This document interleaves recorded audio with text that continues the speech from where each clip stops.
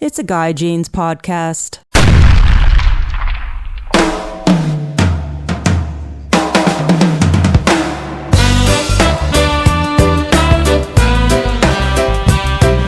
Hey guys, welcome to the podcast. I'm your host, Guy Jeans. Today I've got a real treat. I've got a really interesting human. His name is Duane DaRock. He's a producer. He's a life coach. He's a Reiki master. He's a guru. He's a music supervisor. He is a hip-hop artist, rapper. He's got a super cool story. I can't wait for you guys to hear this story. He talks about starting when he was a young kid and being a contestant at the Apollo Theater, and then going on from there, from being homeless to becoming a producer for Common, Busta Rhymes, Jay-Z, the Pussycat Dolls, Faith Evans, Shaquille O'Neal. He's worked with Kevin Hart. He's worked with a whole bunch of different people, and made a career out of hustling, man. I mean, he does not waste any time and goes right up to the people and asks them and says, hey, man, I got some beats for you guys. And they believe him and they work with him, and he has made a career out of going for it and listening to his intuition and his heart and just going for it. So without further ado, you guys, here's Duane DaRock Ramos.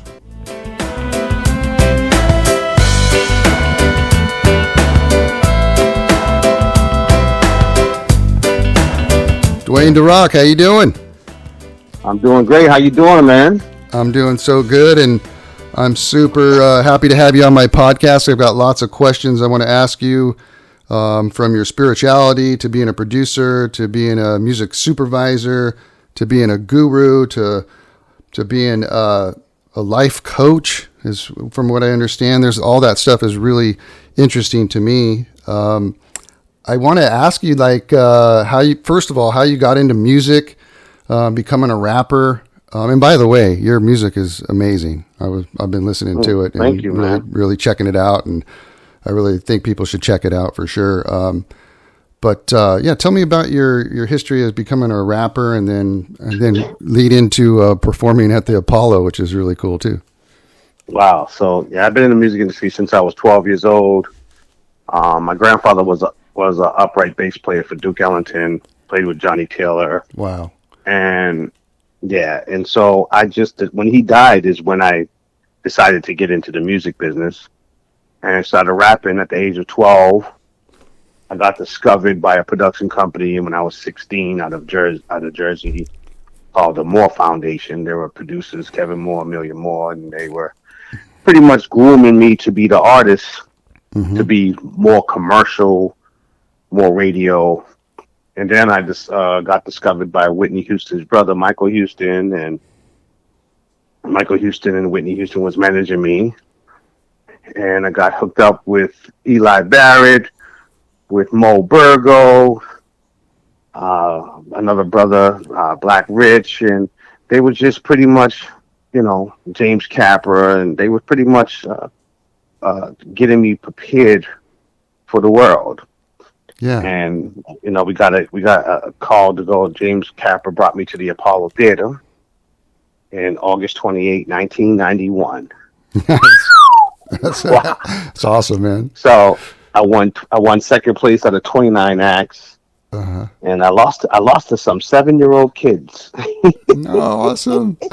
They throw candy out to the crowd was throwing candy out to them. They were just so on point, and that was amazing. And then started working with a lot of local artists from New Bedford. X amount of Rhythm, Tyrone Barrett, Sandy Salmon. There's a whole Preston Perry, Cardinal D. There's like so much.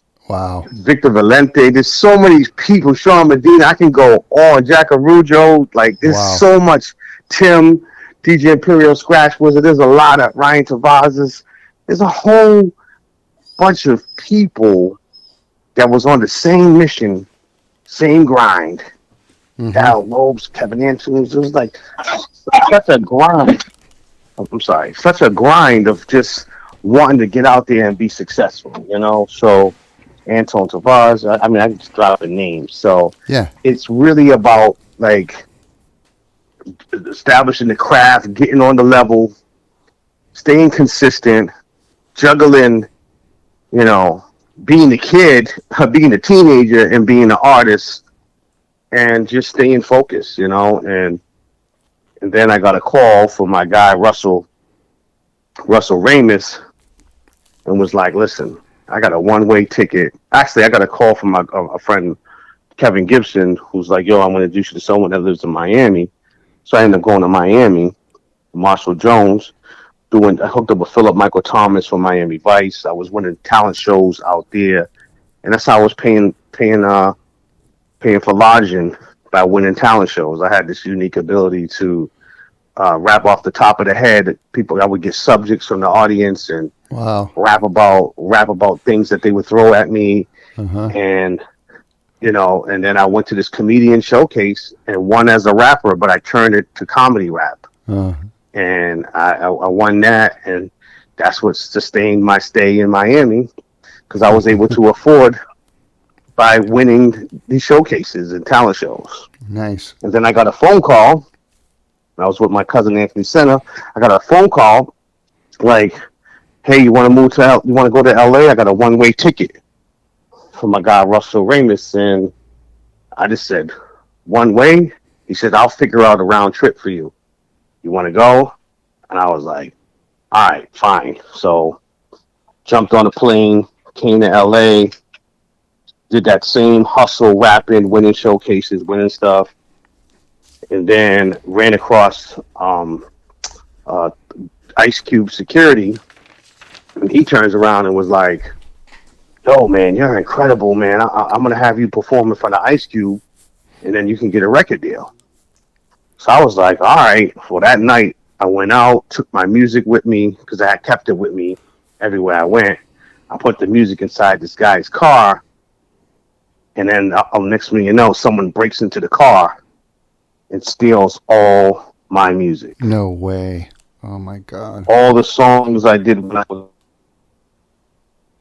all the stuff was just gone. Oh man. So I couldn't find, and I was forced to become a music producer. Okay.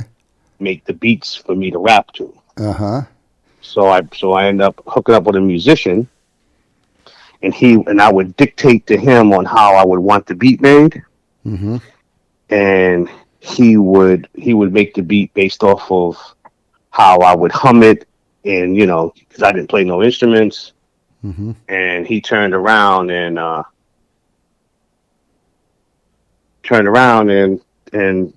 we created some songs together. And then, you know, my guy Flip Matrix, ended up working with him. He developed me also when I was young, and then he ended up moving to LA, and then he ended up producing me. And as I'm being produced, I'm learning how to make beats. And then I end up producing Big Daddy Kane. Well, the funny thing about that story is I heard he was in concert. I bum rushed the backstage and told the security I was one of his dancers. Yeah. Security was like, "He don't have no dancers. He's by himself." I said, "Well, go ask somebody else. Go ask that other person." So they went to go ask, and I ran backstage, and Big Daddy Kane was right there. Wow. And I played him the beats. The security's coming to get me now. There's like 5 of them. They're coming to get me back out of there. Big Daddy Kane sees the security coming. He says, "How can I help you?" He said, "He's coming. He has to go." He said, "Don't you see he's with me? Now leave him alone." Nice. So then that was the introduction of me being a music producer, producing Big Daddy Kane. I had got with a manager had management, bad decision, trusting people, got taken advantage of. Yeah. You know, had a publishing deal, lost the publishing deal, money's gone, homeless. Oh. Now I'm like, you know, bouncing from house to house, you know, sleeping on people's floors and stuff. Yeah.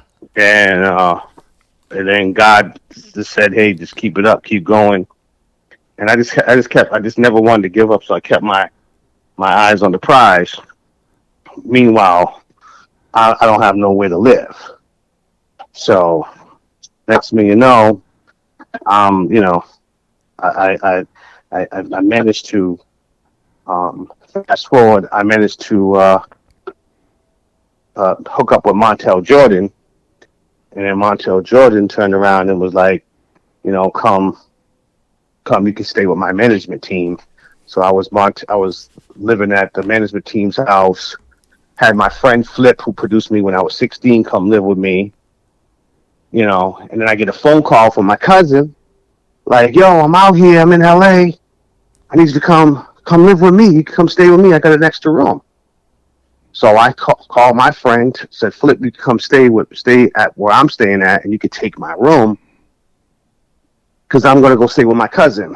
Well, I didn't know that my cousin didn't pay the bills, and the sheriff came and knocked on the door and asked us we had to leave the premises. So now I'm homeless again because I can't go back to where I was staying because I'd already left. I already gave up my space for my friend who needed a place. So the night I went out, I rest his soul, my friend Lamont, he took me. I said something got to give. So we went out that night. I met Shaquille O'Neal, played him some tracks. He heard my music. Next thing you know, he's like, "How much do you need?" I told him I need $7,500. I was able to get that money from Shaq on that following Friday. It was that Wednesday I met him. That following Friday, I picked up $7,500. Nice. I was looking at this apartment across the street from away from where I was staying with my cousin, and I was like, I need to go live over there. So I go over there. My credit ain't really got no credit. Ain't really nothing established on the credit. Yeah. And the manager was like, I said, "Well, if I can bring Shaquille O'Neal here, would you let me get in the apartment?" She said, "If you bring Shaq here, I'll make sure you can get this apartment with no deposit down." Oh, nice. I called up Shaq. I said, "Shaq, I need to get into this place. Can you come and just show your face?" He said, "Can we do it now?" I said, "Come right now." And he came. The lady saw him, got into the apartment. Oh my gosh, that's awesome. So I'm in the apartment. I'm rocking out. I'm stable. I got enough rent to pay rent. Then, so let me backtrack. So in 1994, I had a dream that I worked with Janet Jackson. So I had sampled her song "Let's Wait a While." In 1994, I sampled this record, and I kept it. And then 1998, I just feel like I wanted to go to Michael Jackson's label, MJJ, and see if I can get a record deal. So I go there, meet with the guy, Ken Comisar. He hears this record and says, "You're never going to get this record cleared. This record is hot."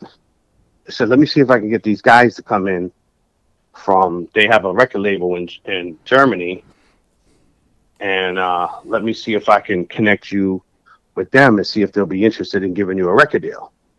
So they came into his office. I played the song. They said, "This is a hit." He says, "But the problem is we don't know if you can get it cleared because it's a Janet Jackson sample." Well, I looked at all of them and I said, "I'll be back with a Janet Jackson clearance sample." They said, the guy says, "Well, if you get it back, if you get that sample cleared, I'll give you an additional $10,000 Wow. out of my own personal account if you can clear this, because we're that confident that it's a hit. And if you get it cleared, we'll give you a record deal, and we'll give you $100,000 as advance, and then and it won't be taxed against your royalties. It'll just be in advance." So I'm like, okay, wow, this looks like something happening. So I looked at my friend Maurice, and I says, "You know where we need to go?" He said, "Where?" I said, the Hermitage Hotel." He said, "Why?" I said, "That's where my spirit is taking us. I just feel like we need to go." I didn't have a car at the time. I was dependent on him. Something told me to call the hotel and ask for Busta Rhymes. So I called the hotel, asked for Busta Rhymes. I said, "Can I please speak to Trevor Smith, please?" The lady says, okay, no problem. She transferred me to Busta Rhymes' his hotel room. And I was like, yo, Bus, what's up, man? It's DaRock. He was like, yo, Rock, I can't talk to you. I'm about to meet with Janet Jackson right now. I can't talk to you. No way. And he hangs up. We hang up. I said, I told you we got to go to the Hermitage Hotel. My friend said, what? What's going on? I said, Janet Jackson's going to be there. He said, what? He said, if Janet Jackson's there, I'm going to lose it. I said, yo, we're going to meet Janet Jackson. So we get there. Not even 10 minutes later, Janet pulls up. Oh, my God. In a black Range Rover. I run around to the side of the car and I said, hey, my name is DaRock. I'm a rapper. I remade your song, Let's Wait a While. Ken Comastar. She said, I know Ken Comastar. He runs my brother's label. I said, listen, I just need you to hear this song and get your permission. She heard the song. I played it for her. It was on the CD. I played it for her. She stopped. She says, who's that rapping? I said, that's me. She says, oh, my God, this is phenomenal. What do you need from me? I said, I need your handwritten signature saying that you give me permission to use this record because I was told I couldn't get it cleared. She says, oh, yeah, I don't really clear stuff. And you know, in the publishing company, Jimmy Jam and Terry Lewis don't really clear that type of stuff. But I like it so much, I'll give you my lawyer and business manager's number, and they'll give you permission to clear it. Nice. She wrote that on a napkin. Nice. 8 o'clock in the morning, I called my friend. I said, yo, we got to. So my friend is seeing Janet Jackson. He's losing it. He's pacing back and forth. He said, what? This is crazy. How did you know that Janet Jackson? Like, yo, what's going? Like, I can't even believe this right now. Rock, I'm shaking. So he started, you know, he's having anxiety. He's just like, he's overwhelmed with excitement. So 8 o'clock in the morning the next day, I go to Ken Comastar's office. He said, hey, man, I don't have a meeting with you. What you doing here? I said, I got Janet Jackson's signature. He said, no way. No way you got Janet Jackson's signature. I said, look, I got it. And I showed it to him. He said, holy crap. Oh, what? He said, I got to get these guys in here. Looks like you just made $10,000 and got yourself a record deal. I said, Ken, call them up and tell them to come now. Some guys showed up at 12 o'clock. And they were like, so what do you have? I said, look, here's the signature. He said, well, let's call this office and make sure that it's legit. So her name was Lindsay Scott. I said, Lindsay Scott's office. Hi, this is Ken Comastar calling from MJJ in regards to DaRock. And she said, and the lady said, her sister said, let me put you on the phone with Lindsay. She said, hey, Ken, how you doing? Yeah, we give him permission to use the song. Whoa. I cried right then and there. I bet. I had money wired in my account, $10,000 wired to my account. Following day, I got the money. Then I got the record deal. Oh, my God. So now I'm going to Germany because I'm signed to Warner Brothers in Germany through an independent label called Milk Records, MILKK Records. And I'm living in Denmark, Copenhagen, recording in Denmark, an album. And my guy Flip Matrix helped me record the stuff.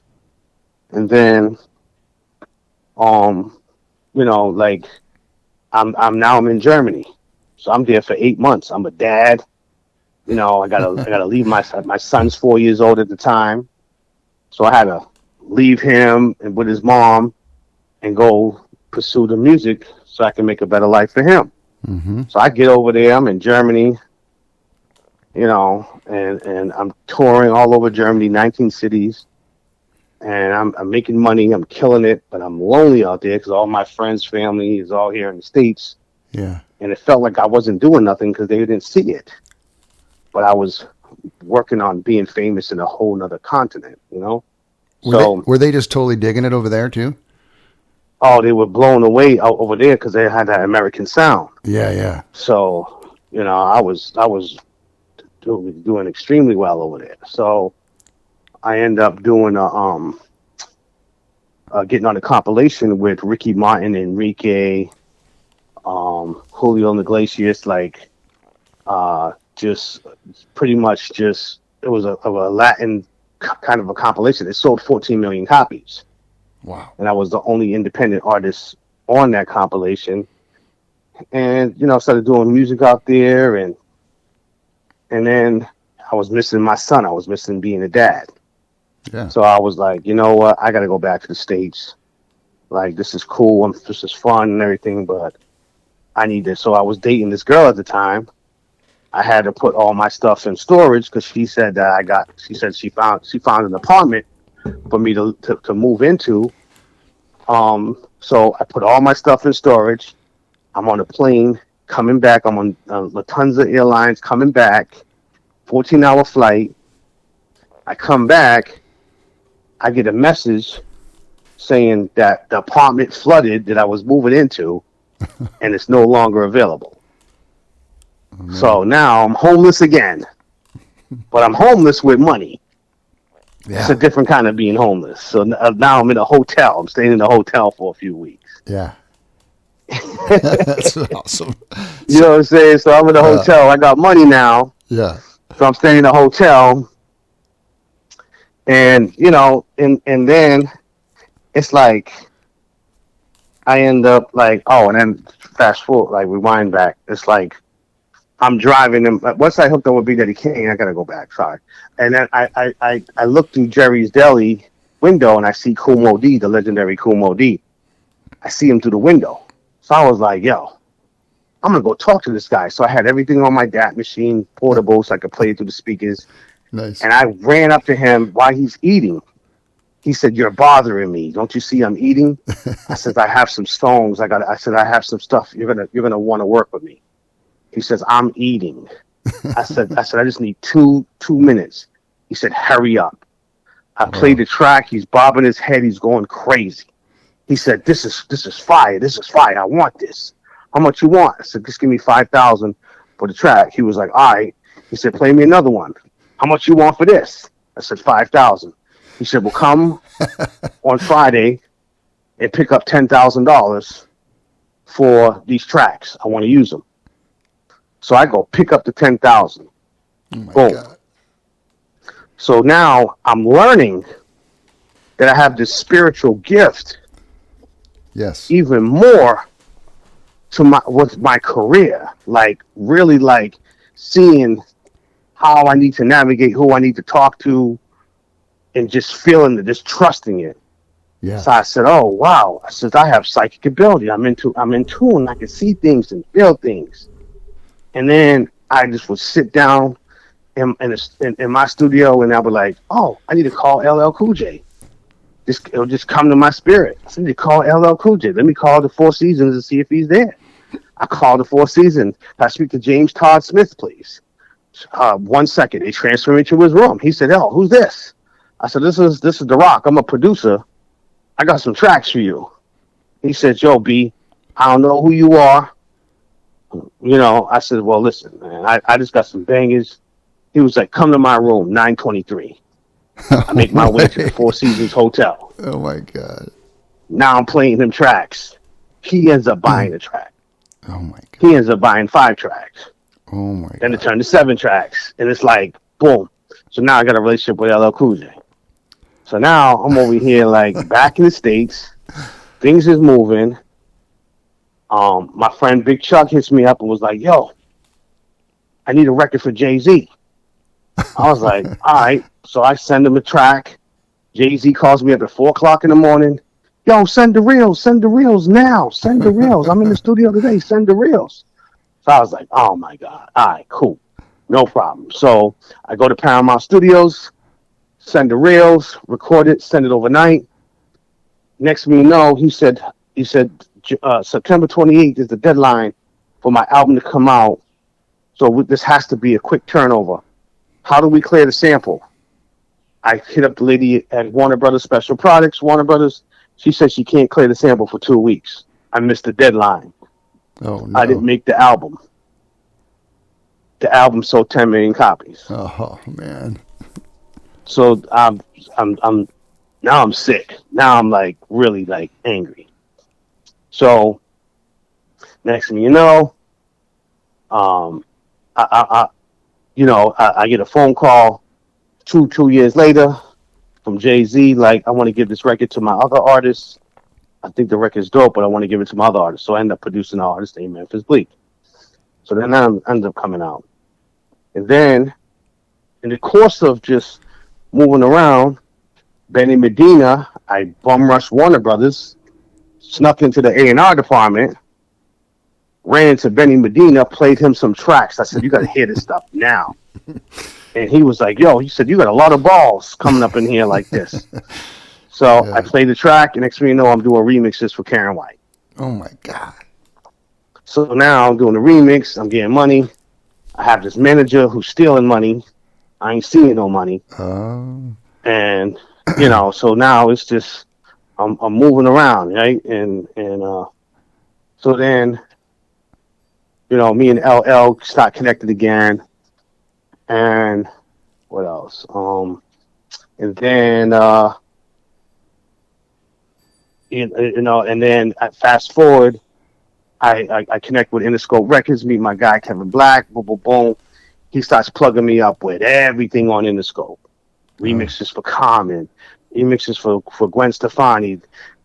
Like anything Interscope, Def and A&M, I was doing all the remixes for.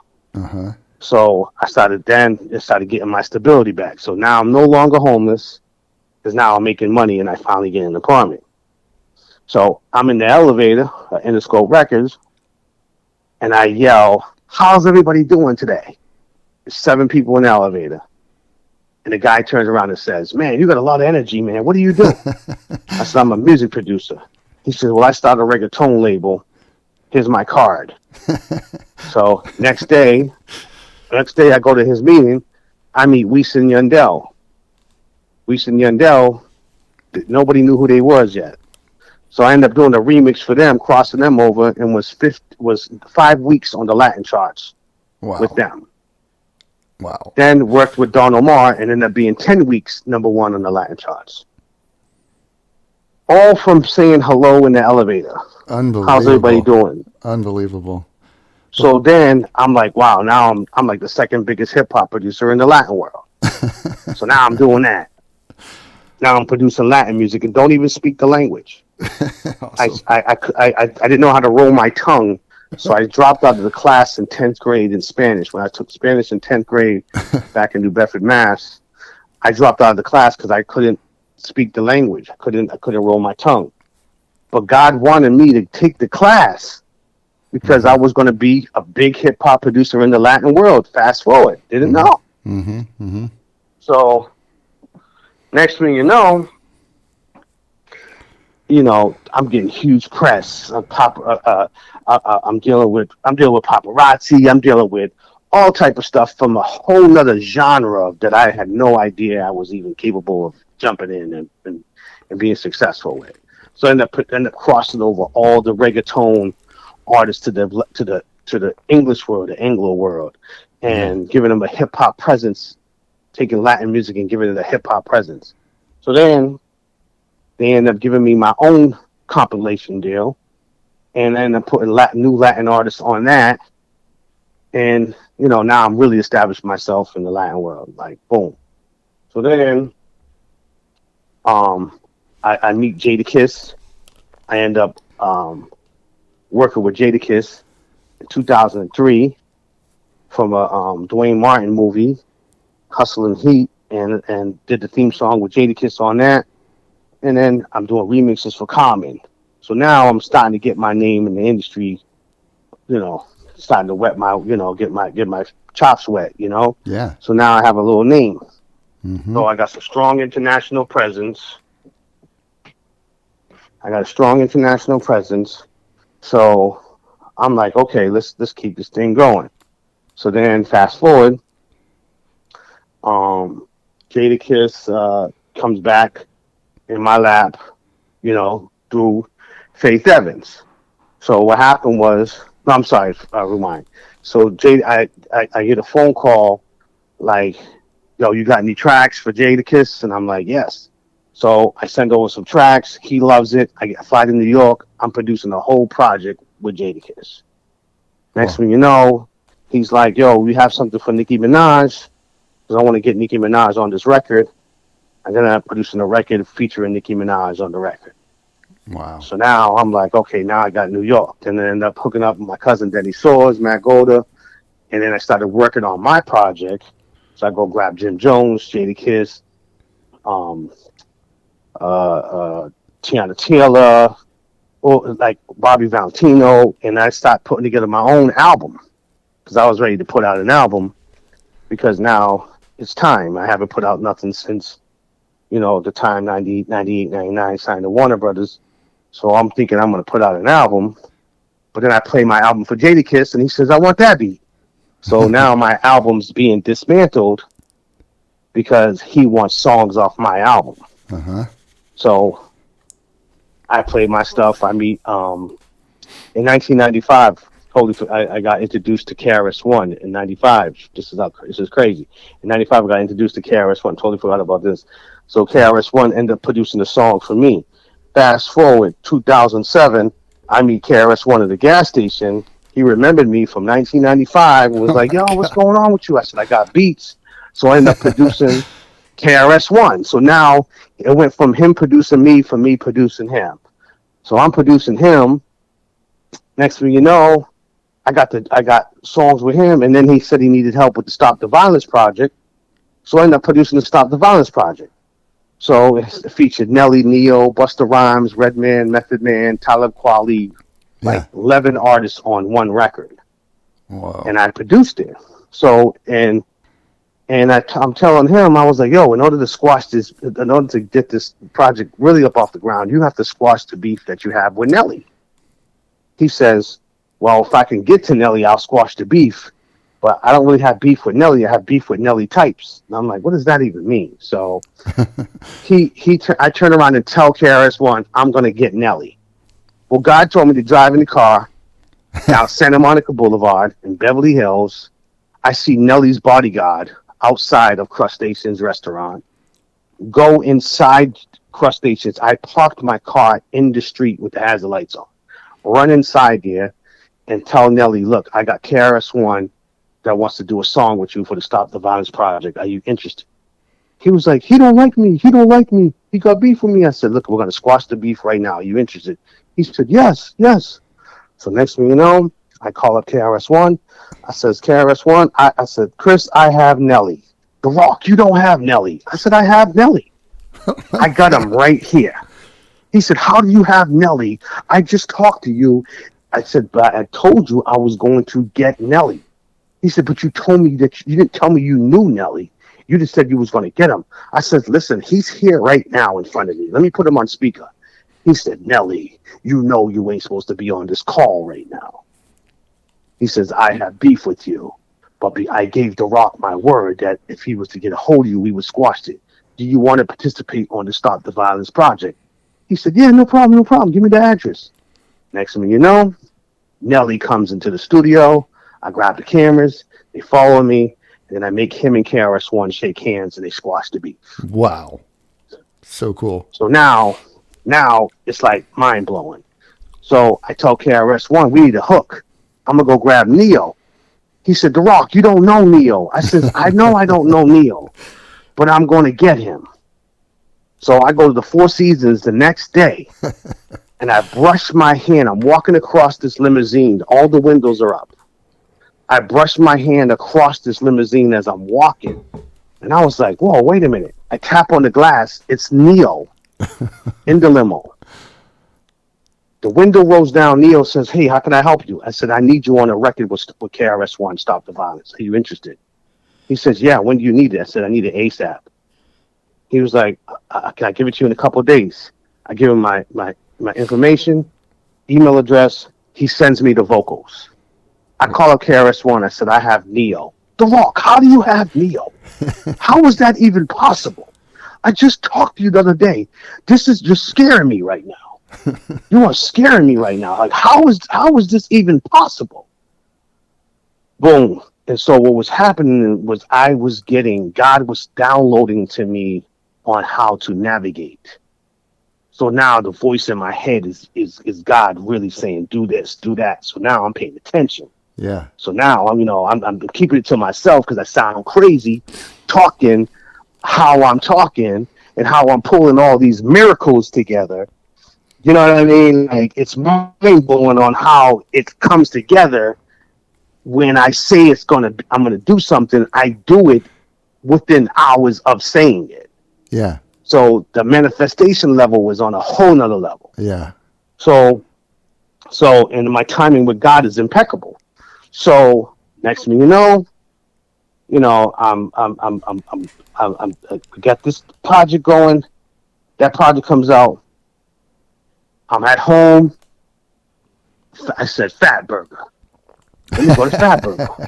Uh-huh. I walked to Fat Burger. I was like, should I drive? Nah, I'll walk. I walk into Fat Burger. Faith Evans is in Fat Burger. Next thing you know, she said she's working on the Notorious B.I.G. movie. She said, do I have a studio? We come to my studio and record the song for the Biggie movie featuring Jadakiss. I never got the Fat Burger. God told me Fat Burger so I can go there. If I had drove there, I would have never met Faith Evans. I walked, so the timing of me walking was perfect timing to connect with her. That day, we come to my studio, record the song for the Biggie movie. Wow. Highest grossing movie that year, ended up in Forbes magazine. Wow. So now I'm a part of Stop the Violence, which is history with legendary artists. Now I'm also part of the Biggie movie, which is iconic in that level. Right? Wow. So now things is moving.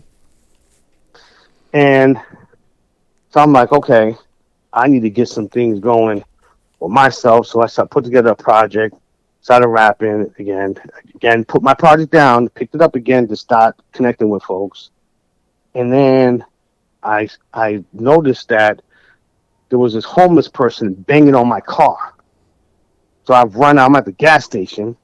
I run around and I was like, yo, man, get your hands off my car. He says, I'm malnourished. I haven't ate in 2 weeks. I said, well, let me take you to go get something to eat. So we go across the street. I get him something to eat. He's telling me, hey, what would you do if your name was on a Coca-Cola can? What would you do if you saw your name on a Coca-Cola can? Would you buy it? I said, yeah, definitely. Well, the next day, the Coca-Cola cans was in the in the stores, like he said it was. Like, and I was like, this dude's incredible. So that day, I noticed he had a phone in his fanny pack. So I took him to Best Buy, got him some minutes on his phone. When he predicted the calls, the name on the Coke can, and then I go in the grocery store and I see them bringing it in, I said, I got to call this guy. So I called the homeless guy. I said, you got some marketing skills. You're on point.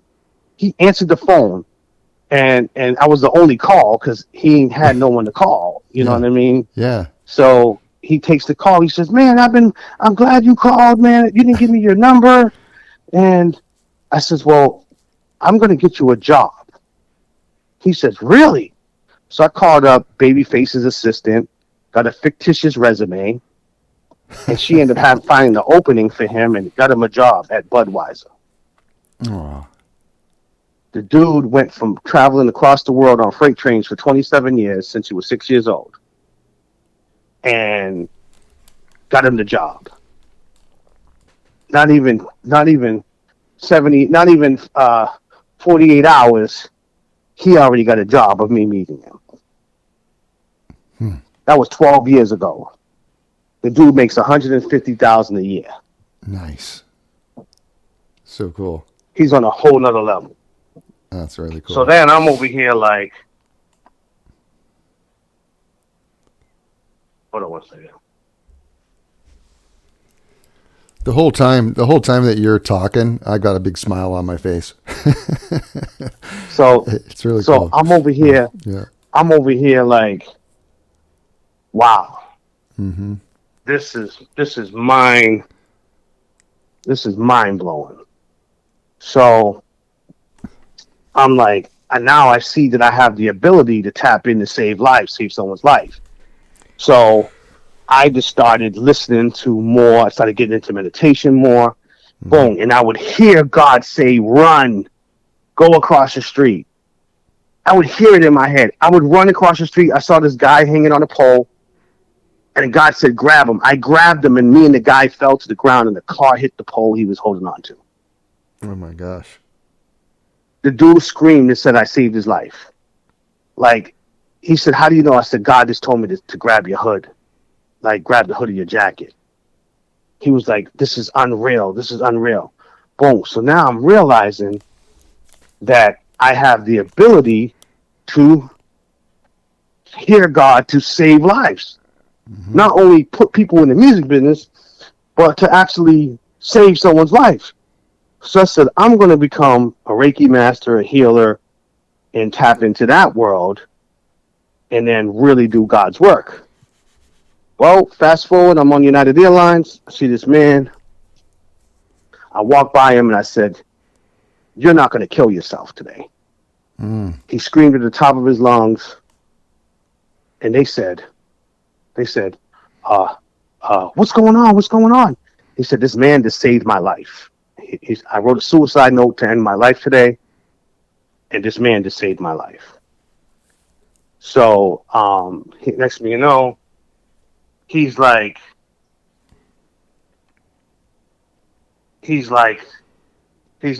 I can't even believe this. I can't even believe how you saved my life. And then United Airlines gives me a lifetime companion pass to fly anywhere in the world. Wow. So, fast forward. Next thing you know, I go live on Facebook, talk about suicide, and there's 20 people in my inbox saying they're going to kill themselves, and they want me to give them a reason to live. So I went through each call and saved every single one of those people from killing themselves. Wow. So then I met Tay Diggs. I give him a reading. Tisha Campbell, Dwayne Martin. Like, I'm meeting all these folks in Hollywood, and I'm pouring my energy. I'm giving them readings. I'm telling them about their life. And then I became Black Hollywood's life coach. Then I go grab Joseph Sikora from Power and Force and become his life coach, teach him meditation, teach him breathing techniques. Run into Tiffany Haddish, become her life coach, and it just pretty much just started going from there. So then, here's the kicker. I put on Facebook 2019, Oprah will be executive producer of my TV show. Me and Oprah will become great friends. I will be doing music for her network. We will be doing things. Well, fast forward 7 months later, February 22nd, I meet Oprah. She walks up to me and says, my energy is amazing. I tell her that I'm Reuben Cannon's life coach. She said, wow. She was blown away because Reuben Cannon casted her in Color Purple. So next thing you know, it's just like it's going. Now I'm doing music for Oprah's network, and we're talking about some TV shows. I created a TV show collab in 2018. In 2015, I created the show, and then I saved it for 2018. Met Bentley Evans. I know I'm all over the place on my timeline, and then I pitched it in 2020 to TV One Network. It sat there for 3 years. Next thing you know, Jason Ryan, he hits me up and in March and asked me if the show's available, and now I'm producing this TV show on TV One. So that's collab with legendary artists and new artists collaborating, and Dougie Fresh is the host. Have you guys done a show yet, or? We filming next month. Nice. That's so great. What a great story. I love. I didn't even get a chance to interview me. I just kept going. No, it's all good. That's all good, man. I had a big smile on my face, like I was saying the whole time. It's like I love how you just go and get it. You know, like all the things that you did, you just went up and you just asked these guys, and you just made it happen. Sneaking into the club, asking, Big Daddy Kane, just doing everything. It was just unbelievable, man. And a lot of people don't get that you just got to go out and you got to do it. There's a quote that I read that you said, it's success is like a plant. Plant the seed, water it, watch it grow, then it becomes a flower. And I love that, how you said that. And it's a very important thing that I think a lot of people need to know, is that you got to actually go for it in life, without a doubt. Wow. Well, I wanted one of the things that you started talking about when you were a kid and everything. One of my questions was, I wanted to ask you was, I'm going to go way back to when you were getting ready to walk on the stage at the Apollo, because the things that I've seen on TV and whatnot of people at the Apollo is the audience is not forgiving. Like if you suck, you suck. If you're good, you're good. And so knowing that, like, I'm sure you're going up on the stage. I mean, I wanted to find out, what it was like for you going out on that stage the first time. Oh, it was crazy. Yeah. My heart was, I had to rub the log. Yeah, right. And the good thing is I took second place. Yeah. That's great. And was the crowd going wild? Crowd was going crazy when I was performing. Nice, man. Nice. So and then the confidence was through the roof. I'm like, if I could rock the Apollo, I could rock anywhere in the world. Absolutely. Another question I had for you, when you're working with an artist, everybody's got these different personalities and everything. And as a producer, I'm sure you have to kind of, find that personality that they are and kind of work with that personality. Is that right? Or how do you go about producing somebody? I tap into, I just close my eyes, get into a nice meditation before I work with them. Mm-hmm. And I just trust what God tells me on what I should do. And then I get creative, and there's magic. Interesting. It sounds like, you're real in touch with your spirituality and getting to know everybody and just really understanding their music and making it so that the best comes out of them. And that's kind of what a producer does, right? They're in the studio, and like if somebody's not doing well or they're having a hard time with it, you have to have that motivation to get them to give their best performance. Is that right? Yep. And see, and also what I do is I do gong work. So and I'm a Reiki master. So yeah. I get the energy right, get them into a meditation. If they're having a writer's block, I have gongs that pretty much balance the chakras and get the energy right. And that puts them in the right place? Gets them in the right place, creativity, releases all blocks, and then we're on our way to a hit record. That's awesome, man. So if you could give some advice to young producers out there, what advice would you give them as they're working hard to get out there? Establish your sound, and be a sound that pretty much is tailor-made for each artist. Mm-hmm. Create a signature tagline so people know it's your production, and never give up. And just get out there and network, meet DJs, meet people, and just know that God got you talented for a reason, and just keep going and just have a lot of heart. Awesome, man. That's it. I love it. Well, Duane DaRock, thank you so much, man, for being on my podcast. Man, what a great story. I appreciate it, man. And sorry for the timeline, man. No worries. Talking so much. I went all over the place, but yeah, man. I love it, man. I love your story. I wish more people were like that. They would take the jump and just go for it like you. And that's what my podcast is about, is people just like you that actually go for it and make something out of their life. I mean, what an amazing story. Like I said, I had a smile on my face the whole time you're you're talking about what you're doing and how you did everything. Amazing, man. Thank you so much. Well, you're welcome.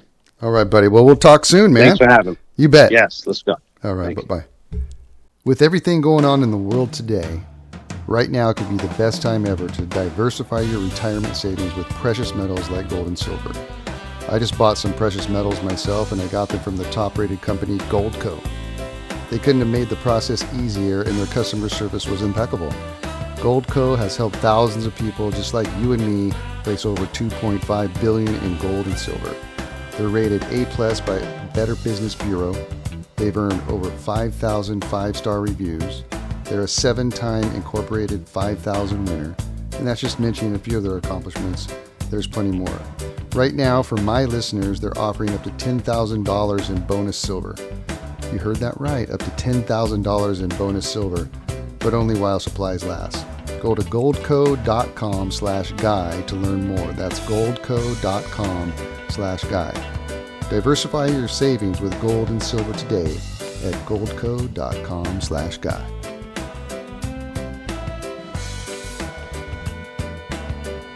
It's a Guy Jeans podcast.